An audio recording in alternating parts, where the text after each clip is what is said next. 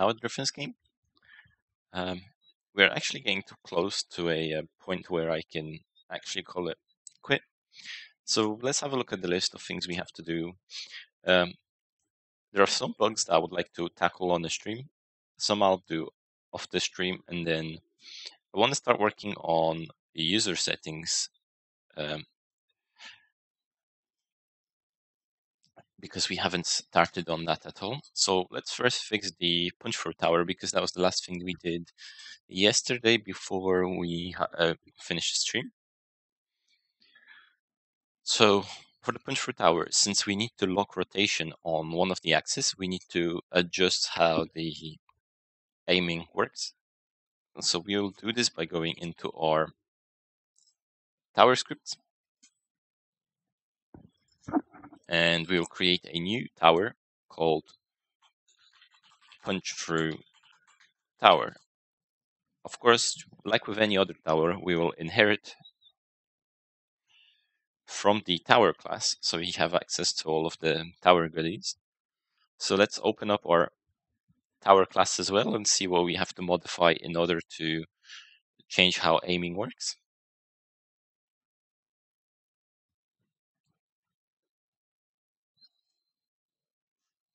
What do we have here? So I believe what we're looking at is aiming. So what aiming does is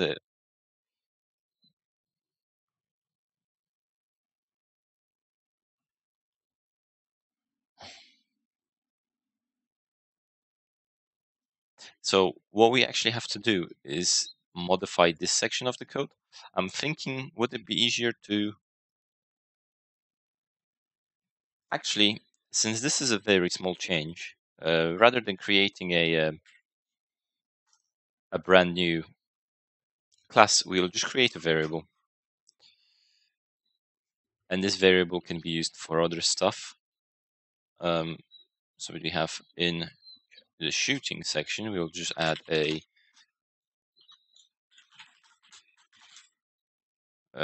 freeze y rotation is equal to false by default. And now if we go into aiming, all we have to do in here is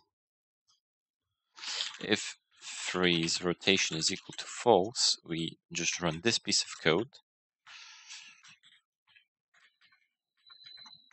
Else, and that's when it's going to be true, we will run this code without changing the y rotation. So we will just do rotator transform rotation y because we want to keep the y in the same at all time.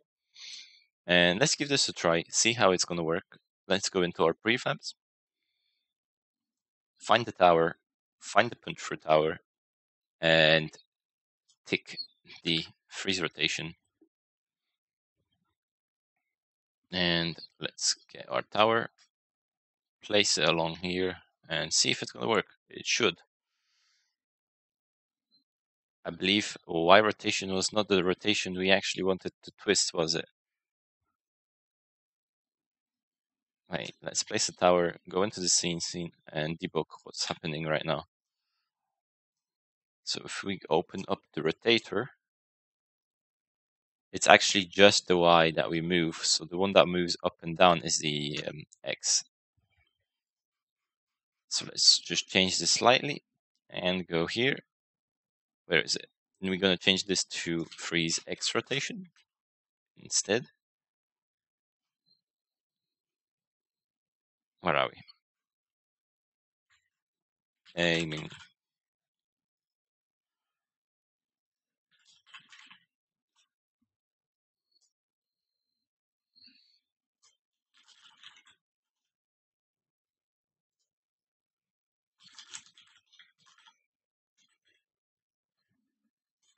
Like so.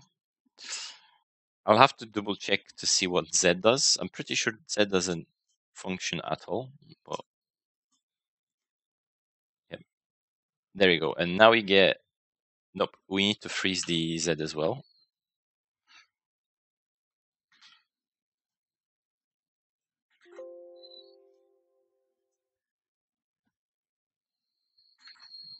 Let's freeze the Z as well and only keep the Y. I actually don't think I ticked in the box after I changed it anyway.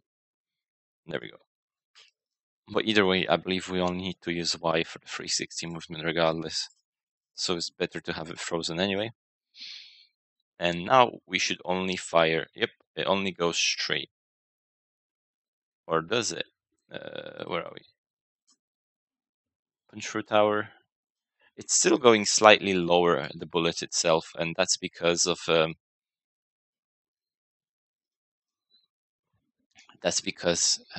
enemies are lower than the turret itself.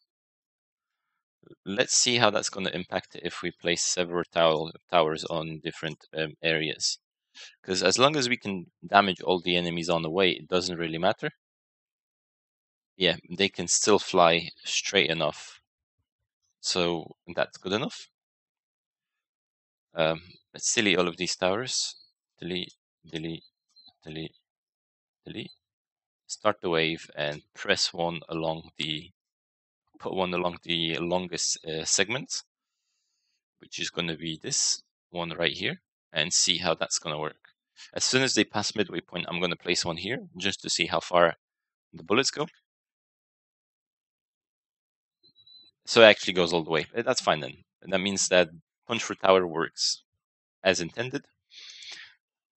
So with this done, our punch through is done. And now let's go into the saving so I can explain how it's going to work. So if we open the options panel, in the contents panel, enable the gameplay. Actually, I think I'm just going to duplicate the sounds one, delete the gameplay, and rename this to gameplay. In the options panel, just drag in the gameplay panel here, because this is already set up as how I would have like the other panels to be, since it's just a copy of the other ones now. Wait. Do they all have those in the light area? Yeah, they do. Okay, whatever. So this will replace with our gameplay script, and that stuff will be changed in a bit to what we want it to be. So let's first go into options. So what do we want for our gameplay settings? Well, we want difficulty settings. Did we write anything down?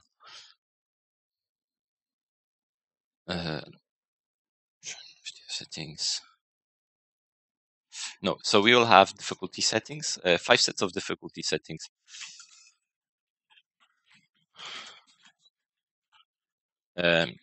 Starting default money. What else do we want to have in the gameplay settings that the user can modify? So we will have difficulty which changes enemies' health. We will have starting default money, the different placement mechanic, free place and square place. Okay. So with this in mind, now let's do the changes that we need. So first thing that we want to do is let's just remove these guys from here. I'm surprised there's no content fitter here. In fact, none of them are properly adjusted. Is it the same for these ones here? Because if it is, yeah, this needs a and they need to be. I need to add this to a list of to do. The options panels need to be adjusted properly with anchors. Okay, forget about that. Turn this one on. So first we will have the difficulty. So let's rename that as text difficulty. Then we will have placement type. actually the starting money placement type. We do need the confirm button as well.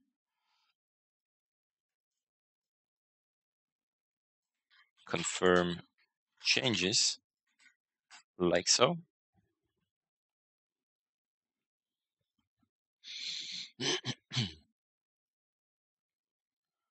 And let's add a button.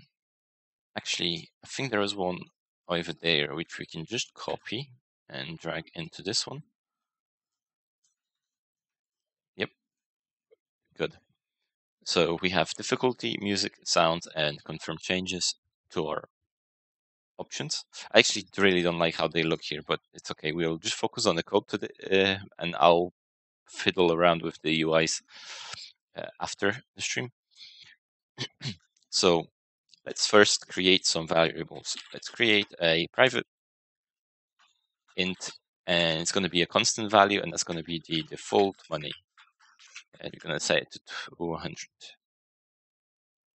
Const should be before. So that will be the default value. So if we will want to reset the options to default, this is what it's going to be set to. Private const. Now let's think about it. Private int current start money. Start money. And then, of course, in start, we would do start money is equal to default money. Of course, before that, we want to read it from our save system, but we don't have save system plugged into this. Now, so we'll have money, and let's just call it user difficulty. So first we can change the money. Next, we will have our drop-down box. So let's get a reference to our drop-down, private drop-down difficulty drop-down, like so. The drop-down will have 5 sets of values. So the difficulties will be, actually, let's make an enum for a private enum difficulties, like so. And we will have very easy, normal, hard, and can I not keep them? And then very hard. Now, how will they differ? So easy will be 0.5 health from normal, and easy will be 0.75 health from normal. Normal will be 1 health, default 1 ratio of health, and then hard will be 1.25 health from normal, and then finally very hard will be 1.25 health from normal. The reason why I don't want to make it twice as much, because twice as much would be too much for the bosses. Because if I'm right, the normal boss has 3,000 health. If it was a double, that would be 6,000. The level would have to be very creative for it to work. Although adding such a change wouldn't be that hard.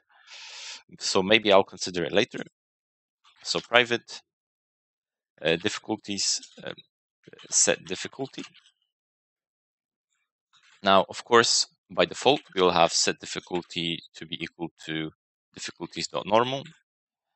And finally, the difficulty.dropdown will be, dot value is going to be set difficulty. Of course, we have a issue because we're trying to convert a enum to an integer, so we just cast it like this, and that will update our slider value. So sets the default values. Now, with this done, what do we have here? we will have the placement mechanic, which is kind of like a difficulty settings. So this will be just a boolean using free placement. And this will also need a text component and a tick box. Well, no, just a tick box.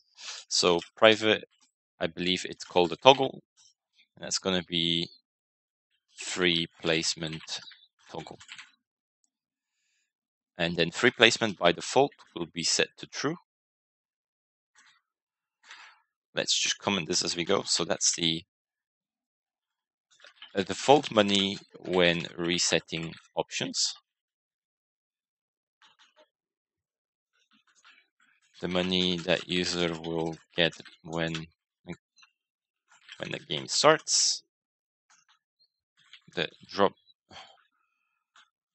down object that stores all difficulties.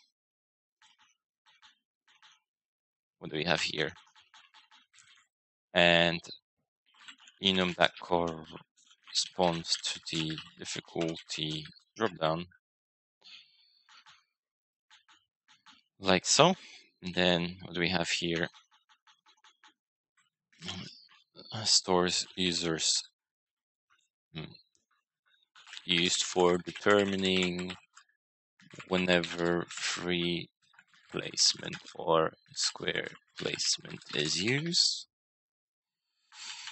And finally, a toggle that stores the user input for placement.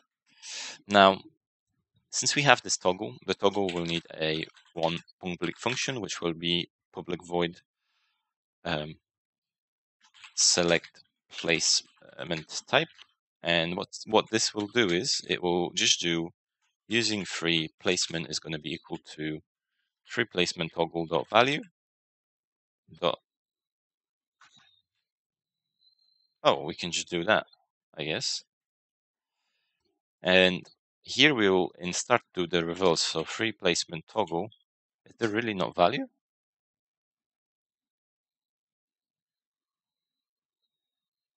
Oh, is on is equal to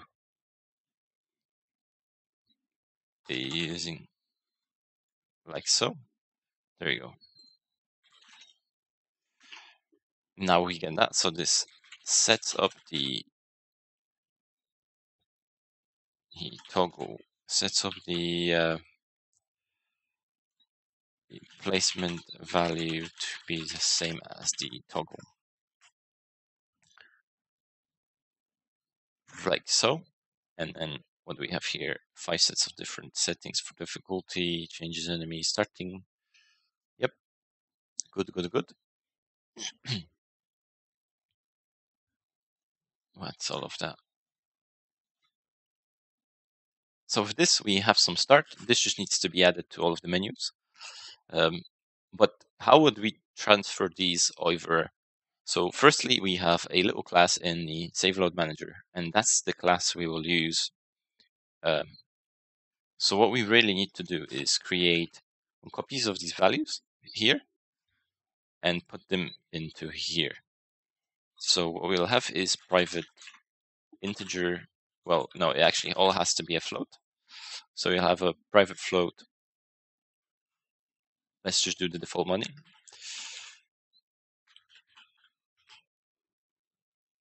Right. And then, of course, we'll get, when we save, we will set our save manager to be this. So here we'll do public void set default money. Of course, we will not do the saving just now. We'll just do so it works in the game. So this will sets up the value of start money in the game. So this will pass in an integer of money, and we'll be setting our default money to money. Of course, this is an issue because money is an integer. So we'll just cast it as a float, like so. Oh, do I not need to do that? I guess that's fine. And of course, let's try the toggle one. So we'll do private float using free placement. So wait,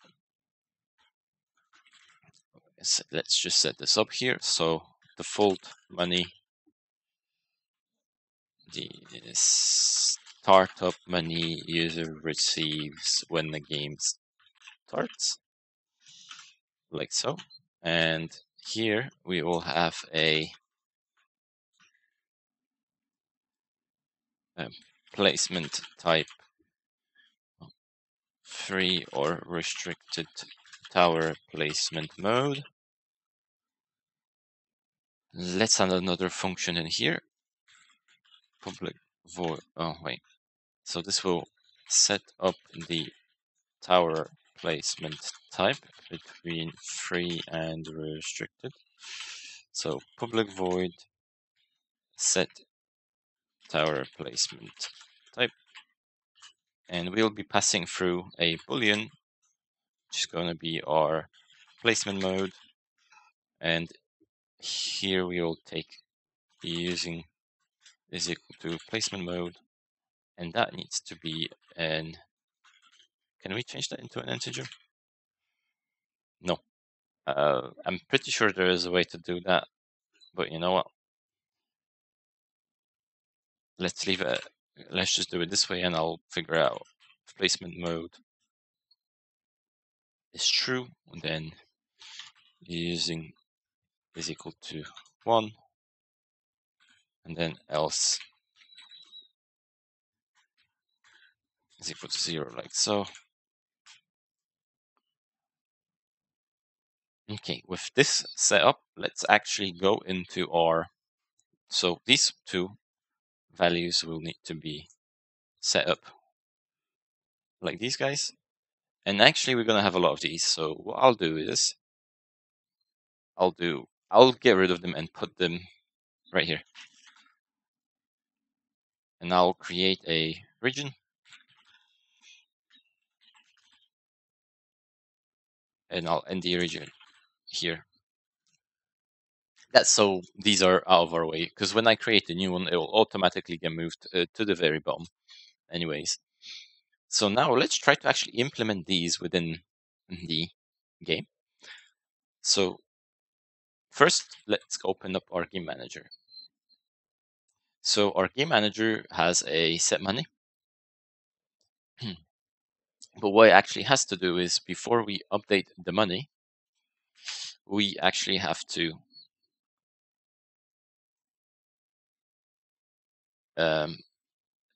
change the settings here. We actually might do the same for the amount of life our user has. So let's access our, so our money is going to be equal to our save data manager dot instance dot money. Is it default money, like so? And of course we need to just convert it into an integer, like so. I'll comment this out for now because we don't want this while we test the game, but we do want this in the final version of the project. And what we'll also do before we run this, we'll just do a little check. So if save that to manager.instance dot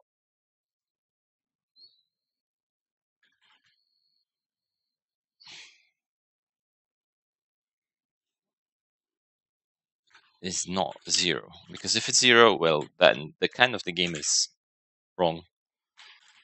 So what we'll do then is just set our money to 200. It's just going to be a little safekeeping if it goes wrong. So we're going to run this. Well, if it's 0, which actually should be 0 by default, so we can leave the code, it'll just convert it to this amount. But I don't want to have that just yet because, again, it's not going to work with our serializable. Now, next, we will go into player interaction. So right now in the placement, we have, well, let's see how we currently place things down. Let's go into game scene. Yep, change these settings. Press play. And if I want to place a tower, I have free range of where I place them. However, if we pause this and go into our map, we'll see that each of them have a individual square. So what the restricted placement will do is place our tower at the yellow markers instead. Now, this will make the game, of course, more challenging. So we'll add this as another option within the game. So whereabouts in the code is it? It's in our left mouse click. So actually, we will need to do 2 sets of changes to the code. Nope, more than 2 sets of changes. So firstly, let's move on to this one. So we currently place our object, our placement position to this, but this is not where we want it. So what we'll do is if our save data manager dot instance dot placement using free placement, and that is going to be equal to 1, then we want to run this code. But if it's not, we want to do it slightly differently. And by that, I mean how we had it originally. Now, I need a quick break, but I'll be back shortly to finish this off.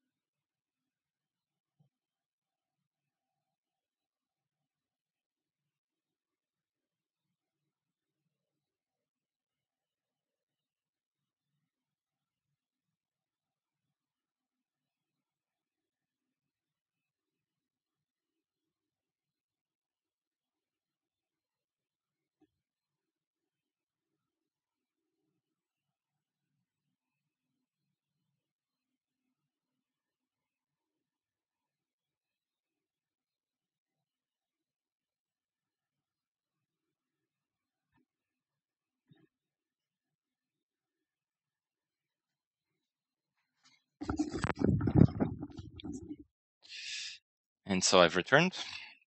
So this is our placement way. For this, we will need to also open our tile. So currently, we have a start, endpoint, path point, block point, right? And the path point is the object that we want to get. So what we will do here is, if we go back to player interaction, if this is set to false, we will do our placement position to be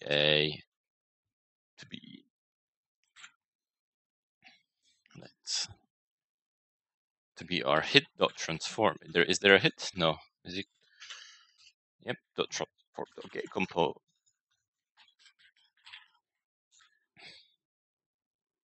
Tile. Dot. And I believe it's called the path point. And then dot transform. Dot is it just a transform? No. Dot position. Like so. And of course, we first want to check if. Right. So this might actually not be correct. We might actually have to do this check a little bit before. But then again, the area check wouldn't allow us to click on a different tower anyway. So it should work. This then can be moved outside into here. So this will either place it in the placement, and this will let us keep our free placement. Of course, this will still have some issues, but we'll work on that in a second. So first, let's test this system out. Open save. What's this class called? Save data manager. And let's set this value serialize field. Set as a serializable field so we can keep observing it.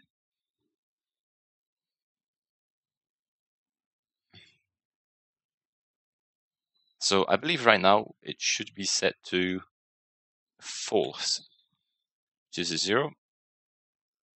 So now we get snapped into the center. Let's have a look at it. Actually, it's way smaller than it should be. So what we're going to do is we will still maintain our 0.7 like we do have in the other one, which is our predefined size. So we'll just do that, and then we'll do placement position dot y, and then can I do that? Yep, I can. With this, now we get the specific snapping that we had originally. Yep, there we go. Now, what's the problem right now? Well, right now the biggest problem is that if we snap a tower here, and I believe there should be an instance where it's too close to the other one. There you go, like so. So it's going to be hard to determine the block. I actually can't get it to break. Well, let's try breaking it. It should break. So I placed one here, and it's actually not going to let us do it because straight away they're placed in the middle. But then again, yep.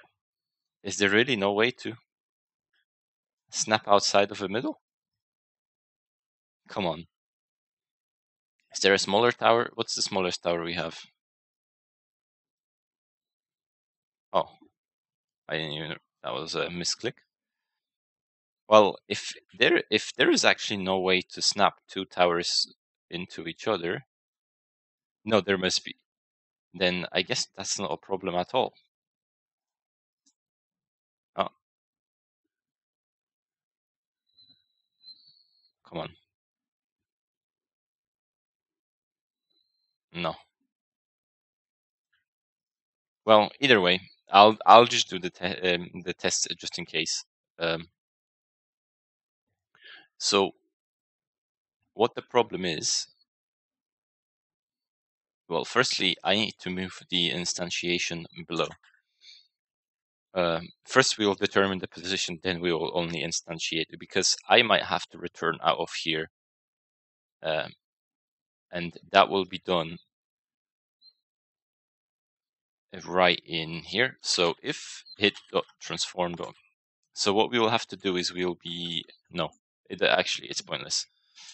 There is no way to trick the system right now. If I'll add this as a possible debugging, possible issue. Let's do it. Possible issue. Placing a tower on top of a tower with the new system. I'll put this through some testing later and see how that's going to go. If it's going to go, if no one can break it, then there is no point doing anything about it.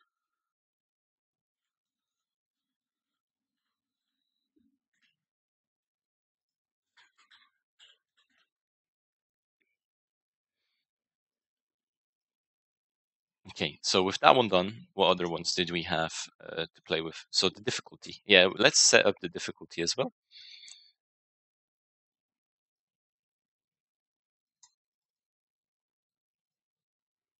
So difficulty, well, difficulty will have to be some kind of a function that correlates to our player health, enemy health. So if we go into enemy health, our health gets enabled as set up on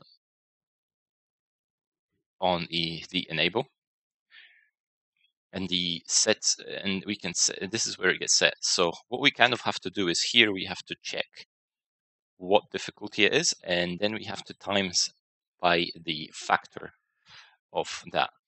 So to do so, we'll again use our little, where are we? Safe data manager. So what we'll have is a private flow, and we'll have difficulties. All of them are off by one, and it bothers me. So let's go into gameplay settings, and no, I don't think we have to go into gameplay settings for that one. Where are we? So public void set difficulty. Now sets difficulty of the enemies, and this will take in a integer, and it'll be the difficulty number. The numbers go from 0 to 5, 0 to 4 right now, like so. And what I'll do is just set difficulties and then to difficulty number, like so. Very simple. Of course, we want this to be another accessible field. And what's going to we need this to correspond to a specific number. So let's just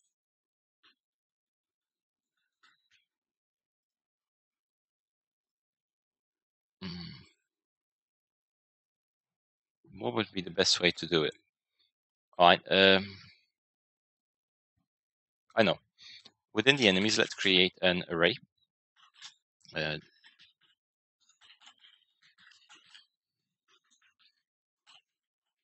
We're going to call it the difficulty multiplier. The difficulty multiplier is going to be what the difficulty is, and we will straight away set it up. And it's actually going to be a float, not an integer. So let's just put some numbers down and use it in new keyword. And this will be 0.5f, 0.751, 1.25f and 1.5, was it 5? Yep, like so. And this will be a constant. We'll never change this under no circumstances.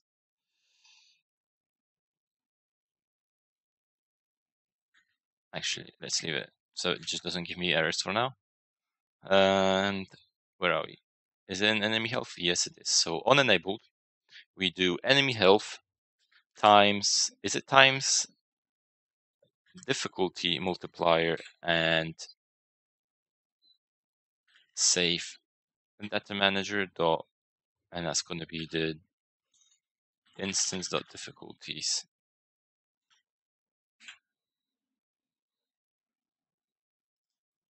And we're going to cast that as an integer, like so. Now, let me just open a calculator and see if the maths is correct. That's Notepad. So we have 50. What do we have? 50. Where is the times? 0.5. 25. No, yeah, that's fine. 50 times 1.5. Yep. And then 50 times 1. Should be okay. I'm actually happy with those numbers, I think. Yeah, so this is what we're going to leave for our... This is how we're going to handle our difficulty within the game. Very simple. Yeah. So that's difficulty done. What else do we have on our panels? What else can we add as an option that the user can change to modify their gameplay? I can't really think of anything for now. So let's move on to maybe fixing some of the bugs. Checking if the tower can... So that's actually something that I wanted to try out. So let's just give this a go. Let's give ourselves more money.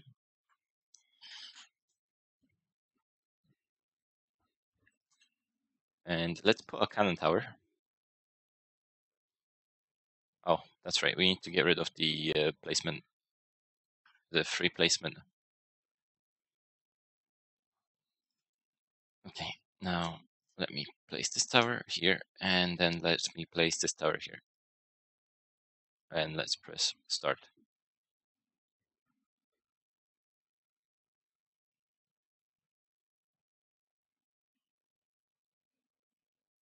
Okay, that didn't work. What if we place another tower here? Can I just play another wave? Oh, this is funny. So what happens now is, one thing that we noticed that now that we added a difficulty, our maximum health is, well, where are we? Where do we assign maximum health?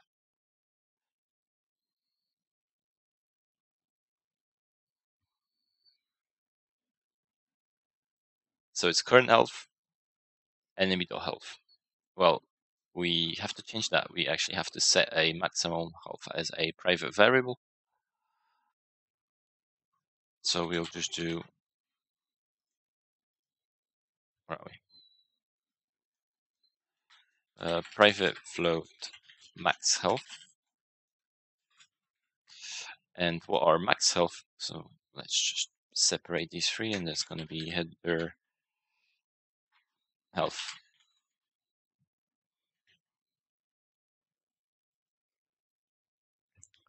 So this will do max health. And finally, current health is going to be equal to max health. This will also help when we're going to pull, because our enemies can be pulled with different healths.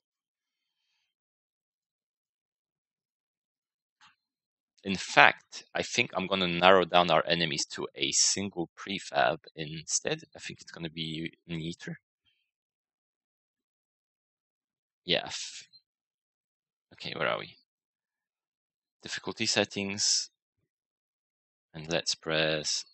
Yeah, there should be What were we doing again? What were we doing? We fixed this. Oh yeah, we tried to hit ourselves with a tower. You know what? Rather than testing if I can make it happen, let's just make sure it never happens anyway with more code. Where are we?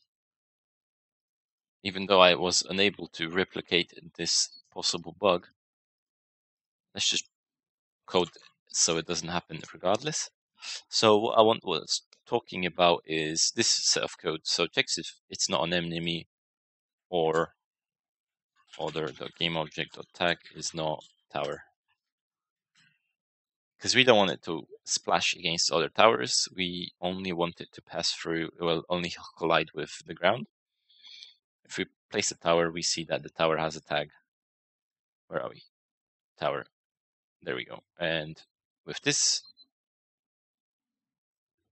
it should be fine. Let's just test it one time.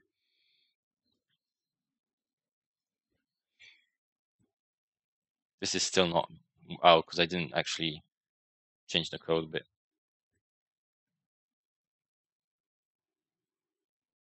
I feel like the stones are too light. Okay, let's go here. It's going to be max health. So let's quickly just change the stones as it's going to bother me. Where are we? It's probably going to be this one. Play it. Why is it white? Did I remove the particle by any chance? Wait.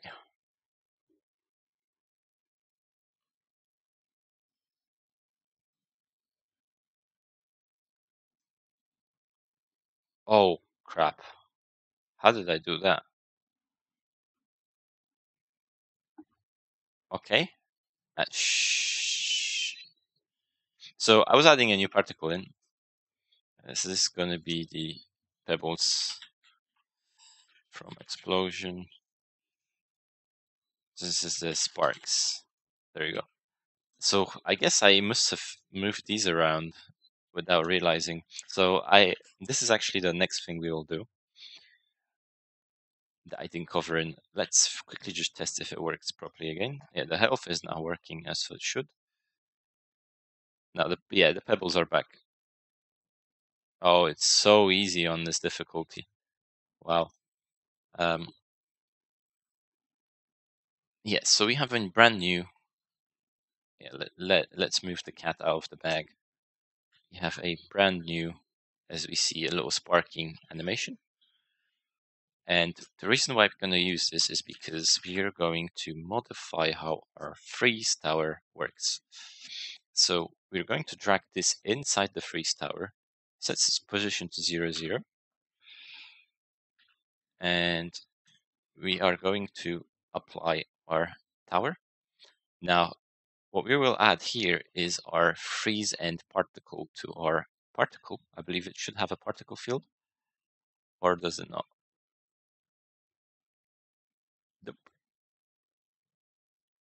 Oh, really? Tower doesn't have a particle?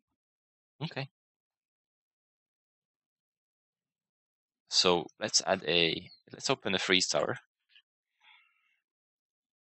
and add a new serialize field, and it's going to be private game object, or would it be a particle? No, let's just get the game object, or even the transform of this, and that's going to be the end ray particle. Now, what the end ray particle will do is, well, on start, the end ray particle will be set to false because we don't have to use it. But what we'll do is, when we actually get a target, we will set it to true, and we will move its position to our target position. So end ray particle dot transform dot position is equal to target dot transform dot position, like so. And of course, we do want to disable it once the enemy is gone. So this is a particle that runs constantly on repeat. so we don't actually have to do anything besides that. So now that we have this new field, let's drag in our particle inside, update our prefab, and see how that's going to work. I actually haven't tested it yet. I only fiddled with the particle a little bit. So let's place it down. It's way too big. Okay, it's good to know.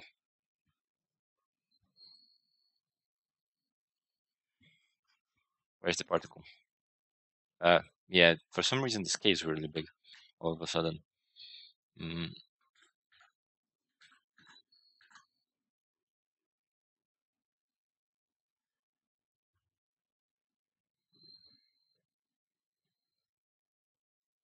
Let's give this a try.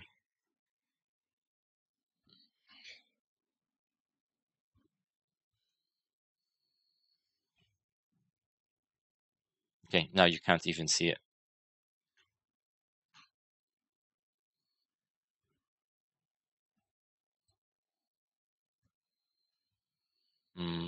Where are we? Let's do this.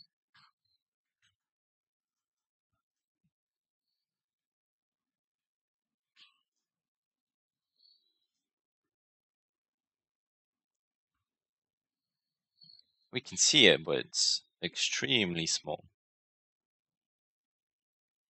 Where are we? Show it at a better angle. I think it's better if we actually make it bigger.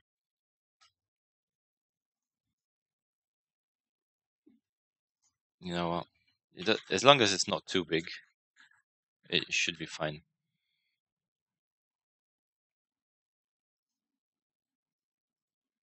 No, wait. I forgot to add the tower. There we go. So now we can see a little bit of a particle coming from the ray. Could technically move it to the tip of the ray, but then the tip of the ray is where the enemy's at. Right? Set the position. Yep.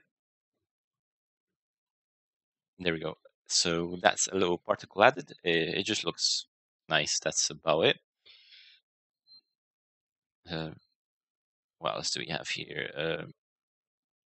We don't have much time left. We only have 5 minutes. So let's see if we can add anything in 5 minutes.